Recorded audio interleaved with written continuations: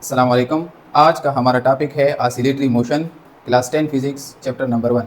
आज के लेक्चर में हम ऑसिलेटरी मोशन को डिटेल से पढ़ेंगे। अब सबसे पहले हम ऑसिलेटरी मोशन को डिफाइन करते हैं। देखें, the periodic to and fro or back and forth motion about a mean or equilibrium position is called oscillatory motion or simply oscillation. यानी ऑसिलेटरी मोशन को हम ऑसिलेशन भी कहते हैं। डिफिनीशन का मतलब ये है वो मोशन जो एक फिक्स पॉइंट के आगे पीछे अपने आप को दोहराए, उस जैसे के simple pendulum. Motion of simple pendulum ये एक ऑसिलेटरी मोशन है। देखें, इस एनिमेशन में आप देख सकते हैं कि सिंपल पेंडुलम इक्विलिब्रियम पॉइंट के आगे पीछे राइट लेफ्ट अपने आप को दोहरा रहा है। सेकेंड एग्जाम्पल है हमारे पास motion of mass attach to spring. अब देखें, इस एनिमेशन में मास अटैच विद स्प्रिंग ये राइट और लेफ्ट मीन पोजीशन के इर्द गिर्द राइट और लेफ्ट अपने आप को रिपीट कर रहा है, तो इसलिए ये भी एक ऑसिलेटरी मोशन है। देखिए, थर्ड एग्जांपल में मोशन ऑफ स्विंग, झूले का जो मोशन है जिसमें बच्चे झूलते हैं। देखिए, इस एनिमेशन में आप देखें झूले का जो मोशन है वो भी मीन पोजीशन यानी इक्विलिब्रियम पोजीशन के आगे पीछे अपने आप को दोहरा रहा है, रिपीट कर रहा है। इसके बाद हमारे पास मोशन ऑफ सीसा है। इस एनिमेशन में आप देख सकते हैं मोशन ऑफ सीसा जो मीन पोजीशन के ऊपर नीचे अपने आप को दोहरा रहा है। तो ये सब हमारे पास एग्जांपल ऑफ ऑसिलेटरी मोशंस है।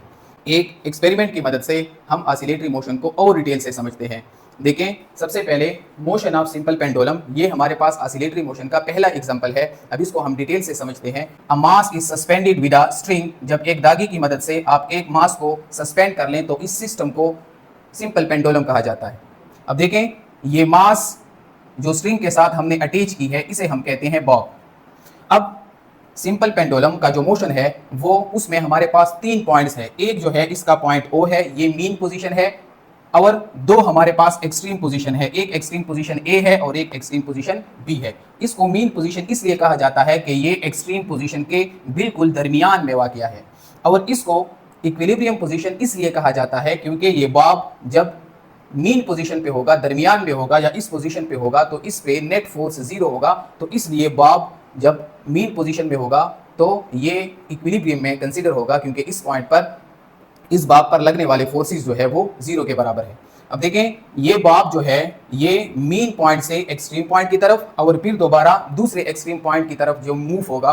अब देखें, इसको अगर मैं मूव कराता हूँ, देखें ये इसकी अपनी ओरिजिनल पोजीशन है, इस पर मैं फोर्स लगाता हूँ, इसको मैं डिस्प्लेस करता हूँ। देखें तो ये मीन पोजीशन से एक्सट्रीम पोजीशन, फिर अपनी मीन पोजीशन, फिर दूसरे एक्सट्रीम पोजीशन, तो इस तरह मीन पोजीशन के टू एंड फ्रो अपने आप को रिपीट कर रही है। तो इसलिए मोशन ऑफ सिंपल पेंडुलम ये हमारे पास एक ऑसिलेटरी मोशन है। अगर हम इसकी साइकिल की बात करें तो देखें, इसका एक चक्कर साइकिल यहाँ पर O पोजीशन है, यहाँ पर इसका मीन पोजीशन से है। मीन पोजीशन से एक एक्सट्रीम पोजीशन A की तरफ, फिर दोबारा अपने मीन पोजीशन O की तरफ, फिर एक्सट्रीम पोजीशन B की तरफ, फिर जो है मीन पोजीशन O की तरफ। तो यहाँ पर इसका ये साइकिल कंप्लीट हो जाता है। अब हम एक बच्चों की एक कंफ्यूजन को यहाँ पर दूर करेंगे। क्यों to and fro motion about a fix point, to and fro motion about mean position को बच्चों ने क्लास 9 के फिजिक्स में वाइब्रेटरी मोशन के नाम से पढ़ा है, और यहाँ पर क्लास 10 में उसी डिफिनीशन को, उसी मोशन को हम ऑसिलेटरी मोशन के नाम से पढ़ते हैं। तो ऑसिलेटरी मोशन और वाइब्रेटरी मोशन में मेन डिफरेंस क्या है? यहाँ पर देखिए, ऑसिलेटरी मोशन जिसको हम ऑसिलेशन कहते हैं, वाइब्रेटरी मोशन या उसको सिंपली हम वाइब्रेशन कहते हैं, दोनों का डिफिनीशन सेम है। यानी दोनों to and fro motion about a mean position, यानी दोनों की डिफिनीशन सेम है। एक मीन पोजीशन के इर्द गिर्द आगे पीछे मोशन जो है उसे हम क्या कहते हैं? उसे हम कहते हैं वाइब्रेटरी भी और ऑसिलेटरी भी। अब इनमें मेन डिफरेंस ये है कि जब to and fro motion slow हो तो उसे हम कहते हैं ऑसिलेटरी मोशन, जब to and fro motion fast हो जाए, तेज हो जाए, तो उसे हम कहते हैं वाइब्रेटरी मोशन या सिंपली वाइब्रेशन। इसी तरह जिसकी फ्रीक्वेंसी लो हो तो उसे हम कहते हैं ऑसिलेटरी मोशन, और जब फ्रीक्वेंसी बढ़ जाए तो उसे हम कहते हैं वाइब्रेटरी मोशन। अब फ्रीक्वेंसी क्या है ये नेक्स्ट लेक्चर में हम तफसील से पढ़ेंगे, लेकिन यहाँ पर सिर्फ 1 लाइन में मैं फ्रीक्वेंसी को एक्सप्लेन करूँ कि frequency number of cycles in 1 second, यानी एक to and fro motion 1 second में जितने साइकिल कंप्लीट करती है उसे हम कहते हैं ये इसकी फ्रीक्वेंसी है। अब देखें, अगर फ्रीक्वेंसी 0.5 हर्ट्ज हो या हमारे पास 2 हर्ट्ज हो तो उसे हम कहते हैं कि ये ऑसिलेटरी मोशन है। अगर फ्रीक्वेंसी 100 हर्ट्ज हो, 100 हर्ट्ज का मतलब ये है कि 1 सेकेंड में 100 चक्कर कंप्लीट करें, या 200 हर्ट्ज या इससे भी ज़्यादा, तो इस तरह के टू एंड फ्रो मोशन को हम वाइब्रेटरी मोशन कहते हैं। तो ये मेन डिफरेंसेस है वाइब्रेटरी और ऑसिलेटरी मोशन में।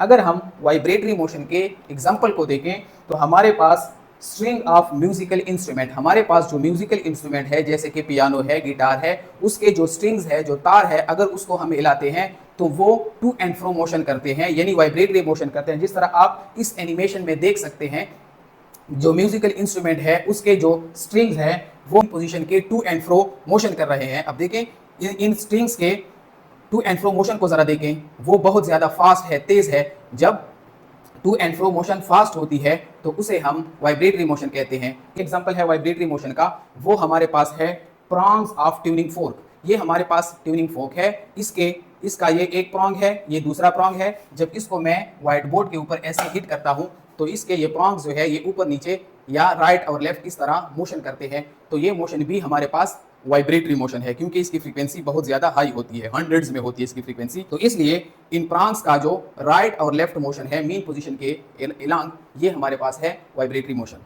इसी तरह अगर हम मोबाइल को देखें तो मोबाइल में भी हमारे पास वाइब्रेशन का ऑप्शन होता है। जब कोई हमें बेल करता है तो हमने वाइब्रेशन पे लगाया होता है तो हमारा मोबाइल वाइब्रेट करता है, तो वो भी यही वाइब्रेशनल या वाइब्रेटरी मोशन है, लेकिन उसकी फ्रीक्वेंसी चूंकि ज्यादा होती है तो उसको हम ऑसिलेशन नहीं बल्कि वाइब्रेशन कहते हैं।